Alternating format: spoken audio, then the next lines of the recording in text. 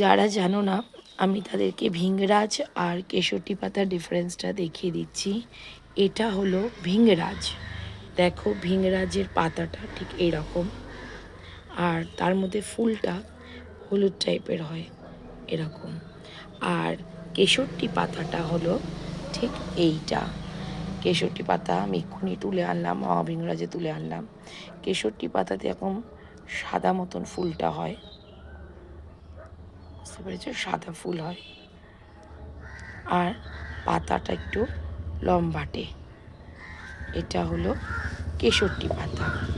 আমি এখনই তেল বানাবো, তার জন্য আমি এগুলো তুলে আনলাম। তো তার মধ্যে ফুলটা শুকিয়ে গেলে এরকম ছোটো ছোটো দানার মতন ফলটা ওর মধ্যে লেগে থাকে, এবং এটা শুকিয়ে কালো হয়ে বীজ হয়ে আবার গাছ তৈরি হয়। তো এটা হলো কেশরটি পাতা। এটা কিন্তু কেশরটি পাতা। আর মহাভিংরাজ পাতা হলো এইটা, ভিংরাজ, যেটা আমরা বলছি ভিংরাজ, এইটা হলো ভিংরাজ। তাহলে দুটোরই ডিফারেন্স তোমরা বুঝতে পারলেন।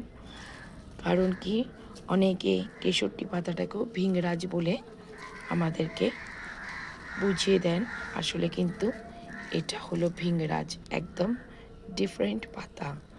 ফুলটাও ডিফারেন্ট, দেখো ফুলের রঙটা হলুদ, এটা হলো তার ফুল। আর এটা হলো কেশরটি পাতা, এটাতে চুল ঘন ও কালো হয়। কালোর জন্য, চুল যদি কালো করতে চাও, কেশরটি পাতা ভীষণ উপকারী। তাহলে মহাভিংরাজ আর কেশরটি পাতার ডিফারেন্স আমি তোমাদেরকে বোঝাতে পারলাম। এটা হলো কেশরটি পাতা, ভালো করে দেখো, এটা হলো কেশরটি পাতা।